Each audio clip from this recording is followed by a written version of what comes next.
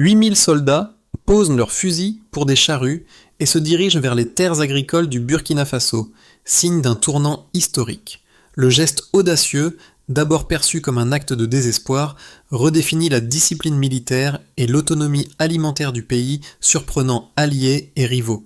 Mais que signifie concrètement cette stratégie d'Ibrahim Traoré pour l'avenir du Sahel et la souveraineté alimentaire nationale? Si le pari réussit, l'armée devient moteur du développement et les champs nourrissent désormais plus que les corps, ils incarnent l'indépendance. L'initiative d'Ibrahim Traoré ne se limite pas à un simple geste symbolique. Elle promet de transformer la sécurité alimentaire du Burkina Faso tout en renforçant l'autonomie stratégique du pays. Dès le départ, l'objectif est clair, mobiliser 8000 soldats pour sécuriser plus de 100 000 hectares de terres agricoles, introduire de nouvelles technologies d'irrigation et coordonner 50 coopératives à l'échelle nationale. Le bénéfice tangible pour la population est immédiat.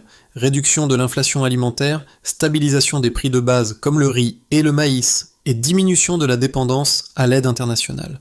Mais ce pari comporte des enjeux considérables. La réussite de l'opération impactera non seulement la souveraineté alimentaire, mais aussi le rôle du Burkina Faso sur la scène régionale. Un échec en revanche pourrait fragiliser la cohésion sociale et compromettre la stabilité politique, surtout si le modèle militaire-agriculture ne parvient pas à générer des récoltes suffisantes. Cette balance risque-récompense constitue la promesse et le stakes de cette transformation, un micro-hook invitant le spectateur à suivre les prochaines phases de l'opération et à mesurer l'ampleur de la vision de Ibrahim Traoré. En seulement 3 mois, les premières données de l'opération montrent un impact impressionnant.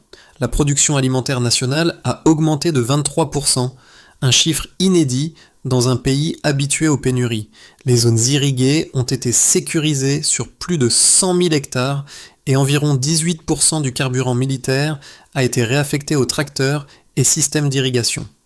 Cette réorientation stratégique de Ibrahim Traoré démontre qu'une armée peut devenir un acteur central de l'autonomie alimentaire dépassant le simple rôle de défense nationale. Passons maintenant à la révélation frappante. Ce n'est pas seulement une réponse à une crise alimentaire imminente, mais un tournant historique pour le Burkina Faso. Les soldats, jadis formés pour la sécurité contre les menaces extérieures, participent désormais à la création d'une résilience intérieure durable. Les coopératives, dirigées par des sergents comme Mousso, transforment les pratiques agricoles et renforcent la cohésion sociale en intégrant les villageois dans la production. Historiquement, le Burkina Faso dépendait largement de l'aide internationale. Aujourd'hui, le modèle militaire-agriculture remet en question cette dépendance, créant une voie vers la souveraineté nationale. Ce changement radical soulève des questions.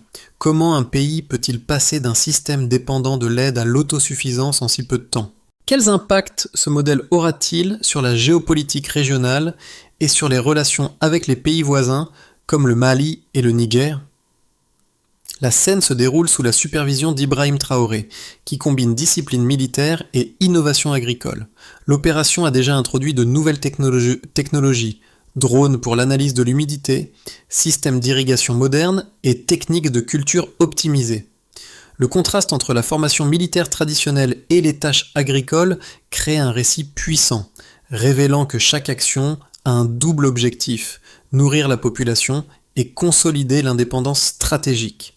Cette révélation illustre aussi le potentiel de ce modèle à servir d'exemple pour d'autres nations du Sahel. Si les résultats se maintiennent, l'opération Récolte pourrait redéfinir le rôle de l'armée dans le développement et devenir une référence régionale, démontrant qu'une vision audacieuse peut transformer une crise en opportunité durable. Au cœur de cette transformation, des figures clés incarnent le changement. Le sergent Mousso, anciennement affecté aux patrouilles antiterroristes, supervise désormais une coopérative agricole dans la région de Koudigou. Chaque jour, il coordonne les semis, l'irrigation et la récolte, garantissant que chaque hectare cultivé contribue à l'autosuffisance nationale. Son rôle illustre comment Ibrahim Traoré a réussi à transformer la chaîne de commandement militaire en moteur de production alimentaire. Les villageois, invités à rejoindre les coopératives sous protection militaire, travaillent aux côtés des soldats, renforçant la cohésion sociale et brisant les barrières traditionnelles entre civils et forces de défense. Ce partenariat inédit crée un modèle hybride de gouvernance et de développement local, où l'armée et la population partagent la responsabilité et les bénéfices des récoltes. Au-delà des champs, l'impact se ressent rapidement. Les zones rurales connaissent une meilleure sécurité et des infrastructures agricoles plus efficaces. Les récoltes sont redistribuées pour nourrir les communautés locales et renforcer les réserves nationales, traduisant la vision stratégique de Ibrahim Traoré en résultats concrets. L'essentiel est clair, cette initiative ne se limite pas à des gains ponctuels. Elle établit une dynamique durable où la sécurité alimentaire, la cohésion sociale et le rôle de l'armée se rejoignent. Les observateurs notent que le modèle militaire agriculture pourrait inspirer d'autres nations du Sahel, démontrant que la discipline militaire peut être réorientée vers des objectifs de développement tout en consolidant la stabilité nationale. Cette phase précoce de l'opération récolte montre que des acteurs humains précis, encadrés par une vision stratégique forte, peuvent accélérer la transformation socio-économique d'un pays. La présence de leaders engagés comme Mousso assure que chaque action militaire se traduit en impact tangible pour la population et que la promesse de souveraineté alimentaire devient une réalité visible. L'opération récolte orchestrée par Ibrahim Traoré se déroule selon une séquence précise, où chaque étape déclenche la suivante avec un effet cumulatif. Tout commence par le redéploiement de 8000 soldats vers les terres agricoles, un mouvement stratégique qui assure la sécurité des zones cultivables et libère les ressources locales pour une gestion efficace. Les premières actions consistent à sécuriser les parcelles, introduire de nouvelles technologies et organiser les coopératives dirigées par des militaires formés.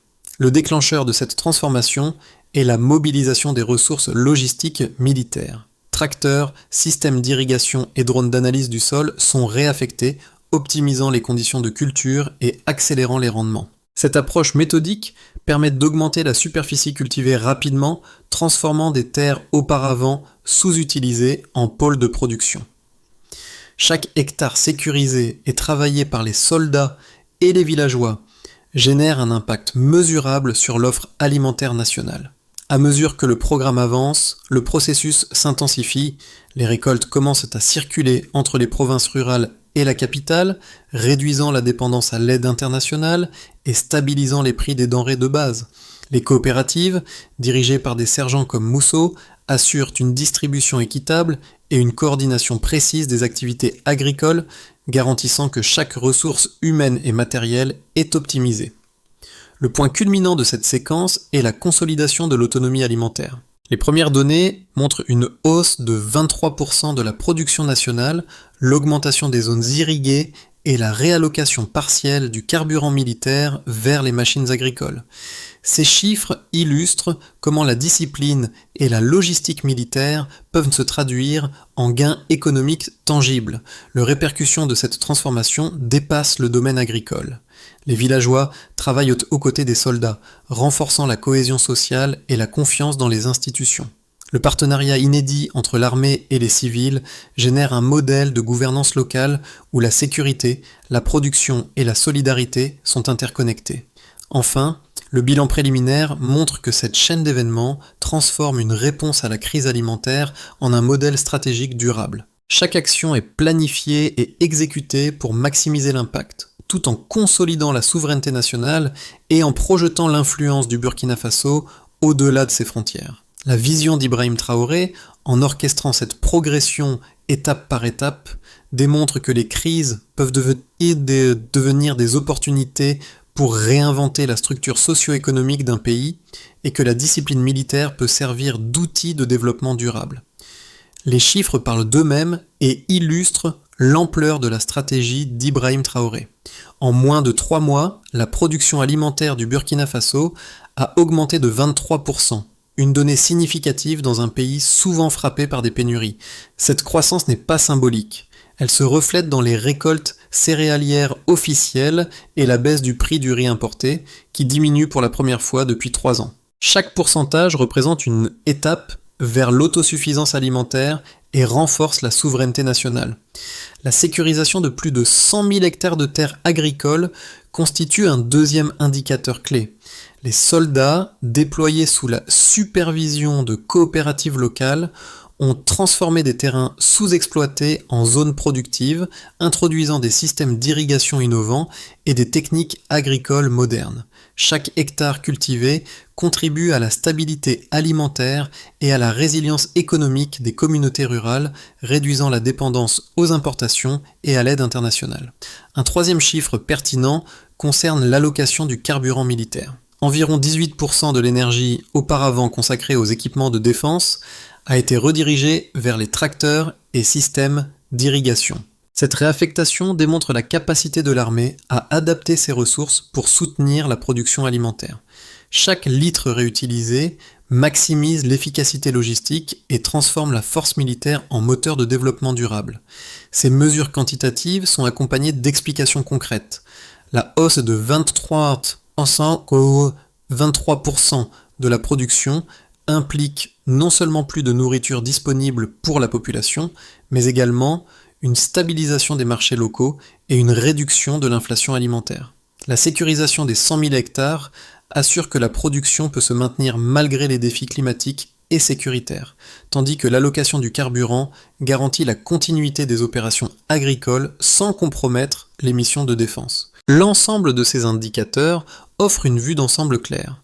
L'opération récolte n'est pas un projet ponctuel, mais une transformation structurelle. L'approche de Ibrahim Traoré combine discipline militaire, logistique optimisée et planification stratégique, convertissant chaque donnée en preuve tangible de réussite. La démonstration quantitative valide la viabilité de ce modèle tout en offrant un benchmark pour d'autres nations du Sahel envisageant des initiatives similaires. Enfin, ces trois chiffres, 23% d'augmentation, 100 000 hectares sécurisés et 18% de carburant redéployé, synthétisent le succès préliminaire et servent de référence pour mesurer les prochaines phases. Ils montrent que la réorientation de l'armée vers l'agriculture est mesurable, contrôlable et potentiellement durable, traduisant la vision ambitieuse d'Ibrahim Traoré en résultats concrets pour la nation et la population. L'opération récolte d'Ibrahim Traoré suscite des avis divergents parmi les analystes. D'un côté, certains saluent cette initiative comme un exemple audacieux d'innovation militaire et agricole.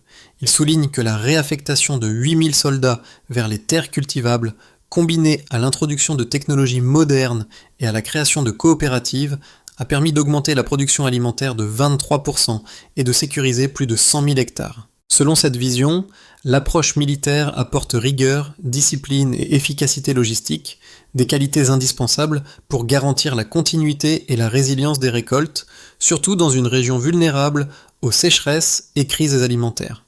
En revanche, les critiques mettent en garde contre les risques liés à la militarisation de l'agriculture. Ils estiment que l'implication massive de l'armée dans un secteur civil pourrait créer un précédent dangereux, brouiller la séparation entre autorité militaire et structures civiles et concentrer un pouvoir excessif dans les mains de l'exécutif. De plus, il rappelle que la durabilité du projet dépend de facteurs externes, stabilité politique, financement continu et coopération du secteur privé. Sans ces éléments, un revers climatique ou économique pourrait compromettre l'ensemble de l'initiative. Pour répondre à ces critiques, Ibrahim Traoré a intégré des mesures d'atténuation dans le programme. Chaque coopérative dispose d'une supervision locale mixte, associant soldats et villageois pour maintenir un équilibre entre contrôle militaire et participation civile. Les ressources sont strictement budgétisées et les objectifs de production évalués régulièrement, garantissant que la réallocation des soldats ne nuise ni à la sécurité nationale ni à l'efficacité agricole. Cette approche démontre qu'il est possible d'anticiper et de répondre aux objections avec des données et une organisation adaptée. Les résultats quantitatifs, hausse de 23% de la production, 100 000 hectares sécurisés et 18% de carburant militaire réaffecté, servent à valider la stratégie tout en limitant les risques évoqués par les critiques. Ainsi, en confrontant les arguments pour et contre, l'opération récolte illustre que la discipline militaire peut être un atout pour la souveraineté alimentaire, à condition que le programme soit transparent, mesurable et ajusté pour répondre aux enjeux sociaux et politiques. La bataille se joue désormais sur les terres. Au milieu de l'opération, le changement devient évident. Les champs prospèrent et la sécurité alimentaire se consolide. Une nouvelle dynamique émerge avec l'introduction de coopératives mixtes où soldats et villageois travaillent côte à côte. Cette collaboration renforce la cohésion sociale et crée un modèle hybride entre défense et développement. L'effet tangible se manifeste dans les zones rurales, augmentation des cultures, meilleure irrigation et stabilisation des prix locaux. Le point clé est la réorientation stratégique de l'armée. Les ressources militaires, auparavant dédiées uniquement à la sécurité, contribuent désormais à la production alimentaire et à la résilience nationale. Chaque action planifiée a un impact mesurable sur la souveraineté du pays et prépare le terrain pour les phases suivantes. Cette étape illustre un tournant dans l'histoire agricole et militaire du Burkina Faso. Elle démontre que la vision d'Ibrahim Traoré n'est pas ponctuelle, mais capable de transformer les structures existantes en levier de développement durable. Cette phase change la perception de l'armée, la faisant passer d'un rôle défensif à un acteur actif du progrès national.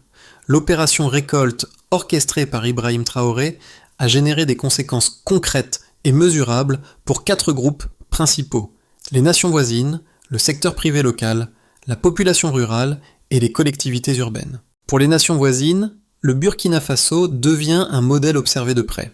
Le Mali et le Niger suivent l'évolution des récoltes et des pratiques militaires agricoles. L'augmentation de 23% de la production alimentaire et la sécurisation de plus de 100 000 hectares démontrent qu'un pays peut réduire sa dépendance à l'aide extérieure.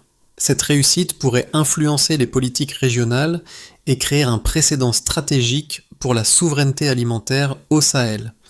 Du côté du secteur privé local, la transformation de l'armée en acteur agricole ouvre de nouvelles opportunités. Les coopératives sécurisées et modernisées permettent un approvisionnement plus stable en matières premières. Les banques locales réagissent en créant des obligations spéciales pour financer le matériel agricole, tandis que les entrepreneurs peuvent investir dans les technologies d'irrigation et de culture. Ces mesures favorisent la résilience économique et une autonomie financière partielle du modèle agricole. Pour la population rurale, l'impact est direct. Les villageois participent aux coopératives, travaillent aux côtés des soldats et bénéficient de récoltes plus abondantes. Les prix des denrées de base se stabilisent et la sécurité alimentaire s'améliore. L'intégration des jeunes et des familles dans le processus augmente le sentiment d'appartenance et la confiance envers les institutions. Enfin, les collectivités urbaines profitent de la redistribution des récoltes et de la diminution de l'inflation alimentaire. Les marchés locaux connaissent une régularité dans l'approvisionnement, les prix deviennent plus stables et la population urbaine retrouve un pouvoir d'achat plus solide. Chaque groupe observe des bénéfices quantifiables. Les nations voisines voient un modèle reproductible, le secteur privé local bénéficie d'une stabilité économique.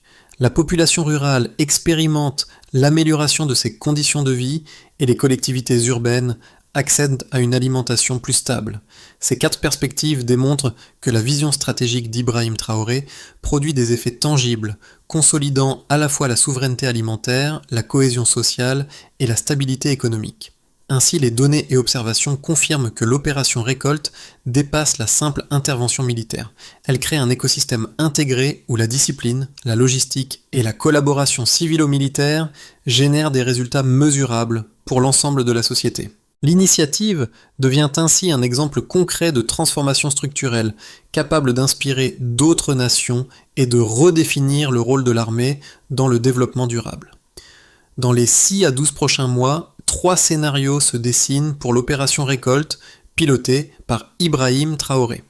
Le premier scénario, dit de base, voit les récoltes se maintenir à un niveau stable, consolidant les gains actuels. La production reste supérieure de 20 à 23%, les zones irriguées continuent de croître et la redistribution alimentaire assure un approvisionnement régulier pour les populations rurales et urbaines. La cohésion civile-militaire demeure solide et le modèle sert de référence pour d'autres pays du Sahel. Le scénario optimiste imagine que la stratégie dépasse les attentes. Les innovations technologiques en irrigation et la participation accrue des villageois accélèrent la croissance des récoltes, pouvant atteindre plus 30% par rapport à l'année précédente. Le secteur privé investit davantage dans les coopératives et les obligations de récolte renforcent l'autonomie financière. Les nations voisines observent le succès et commencent à adapter le modèle. La souveraineté alimentaire devient une réalité tangible et durable. Le scénario pessimiste prévoit que les défis internes et externes se manifestent. Une instabilité politique, des tensions locales autour de la redistribution des terres ou des conditions climatiques défavorables peuvent réduire la production. Les coopératives rencontrent des difficultés logistiques et la mobilisation de l'armée s'avère insuffisante pour maintenir les standards. La dépendance à l'aide internationale pourrait alors partiellement réapparaître, fragilisant la crédibilité du modèle. Pour maximiser les chances de succès, Ibrahim Traoré recommande une approche conditionnelle. Chaque étape doit être évaluée et ajustée selon les résultats. Investir dans les infrastructures, diversifier les cultures et renforcer les compétences locales sont des actions essentielles. La collaboration continue entre l'armée, les villageois et le secteur privé demeure la clé pour sécuriser les récoltes et maintenir la stabilité sociale. Ces trois scénarios montrent que la transformation agricole militaire n'est pas un pari ponctuel, mais un processus dynamique, où la planification, la discipline et l'innovation déterminent le succès à moyen terme. L'opération récolte, bien suivie et ajustée, peut devenir un modèle de résilience et de souveraineté alimentaire pour tout le Burkina Faso et potentiellement pour le Sahel. L'impact de l'opération récolte sur les individus est profond. Pour les jeunes générations, voir des soldats transformer des terres stériles en champs fertiles incarne un nouveau type de fierté patriotique. L'engagement d'Ibrahim Traoré permet de redéfinir le rôle de l'armée. Elle n'est plus seulement garante de la sécurité, mais partenaire dans la construction d'un avenir durable. Les villageois, travaillant aux côtés des soldats, expérimentent un modèle inédit de solidarité. La collaboration directe renforce la confiance mutuelle et encourage la participation active aux projets agricoles. Chaque geste sur le terrain devient un acte de contribution à la souveraineté alimentaire, transformant des activités quotidiennes en symboles d'autonomie et de résilience nationale. Le message atteint également les habitants des villes. La stabilisation des prix des denrées et l'augmentation de la disponibilité alimentaire améliorent leur quotidien. Les familles ressentent concrètement les effets de cette initiative, renforçant l'adhésion au projet et la compréhension du lien entre effort collectif et sécurité alimentaire. Pour le public international, le modèle burkinabé illustre qu'une nation peut répondre à des crises alimentaires et économiques par l'innovation et la discipline, plutôt que par la seule dépendance extérieure. Le récit inspire, tout en soulevant la réflexion sur l'importance de la souveraineté alimentaire et de la cohésion sociale. Enfin, chaque spectateur est invité à percevoir son rôle. Que l'on soit jeune, rural ou urbain, la transformation est une invitation à participer, à s'engager et à soutenir des initiatives qui renforcent l'autonomie collective. L'opération récolte dépasse le simple plan stratégique. Elle devient un symbole national et un appel à la responsabilité citoyenne, où chaque action, même petite, contribue à un Burkina Faso plus fort et plus indépendant. Pour assurer la pérennité de l'opération récolte, Ibrahim Traoré a défini un chemin clair en 4 étapes principales. La première étape consiste à stabiliser et sécuriser.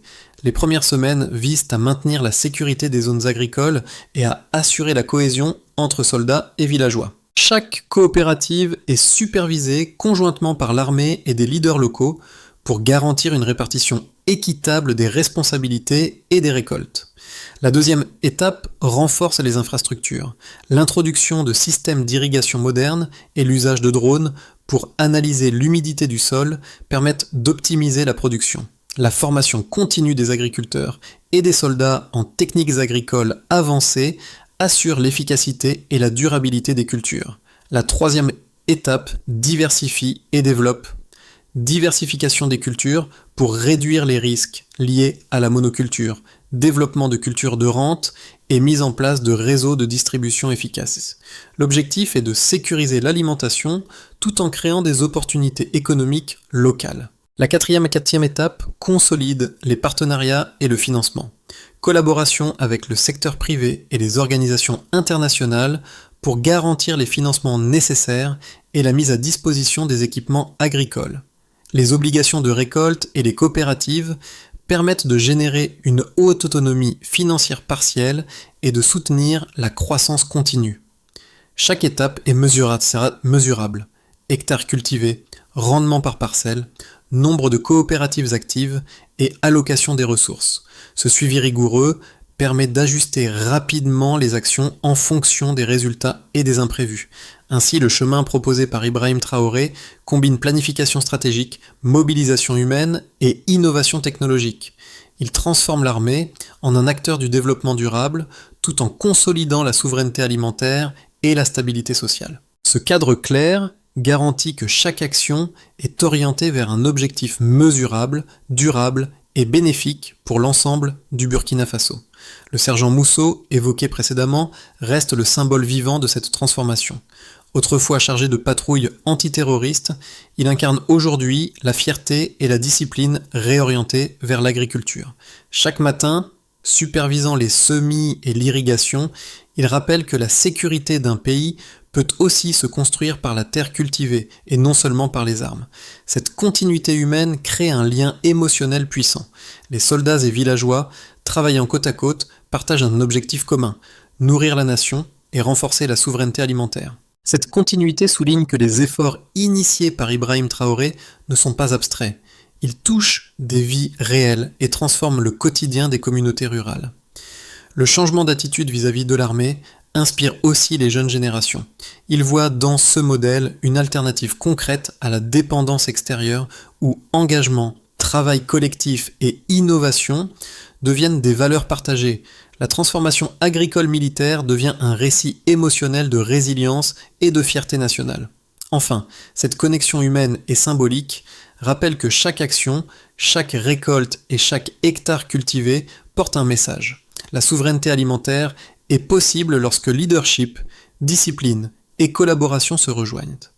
Ibrahim Traoré, à travers cette initiative, transforme une crise en opportunité tangible et inspirante pour toute la population. Alors que le Burkina Faso redéfinit sa souveraineté alimentaire, chaque citoyen peut participer à cette transformation. Que vous soyez soldat, agriculteur ou simple observateur, vos actions, petites ou grandes, contribuent à un avenir plus stable et autonome. Ibrahim Traoré a ouvert la voie, mais le succès durable dépend de l'engagement collectif. Nous vous invitons à réfléchir à votre rôle. Comment soutenir la production locale ? Comment partager les connaissances ou encourager des initiatives similaires dans vos communautés ? La transformation ne se limite pas aux champs, elle touche la cohésion sociale, l'économie et la résilience nationale. Engagez-vous, discutez, soutenez et suivez l'évolution de ces projets. Commentez, partagez vos idées et abonnez-vous pour suivre de près cette révolution silencieuse. Chaque interaction renforce la visibilité et la pertinence d'un modèle qui pourrait inspirer l'Afrique entière. En conclusion, l'opération Récolte est plus qu'un projet agricole.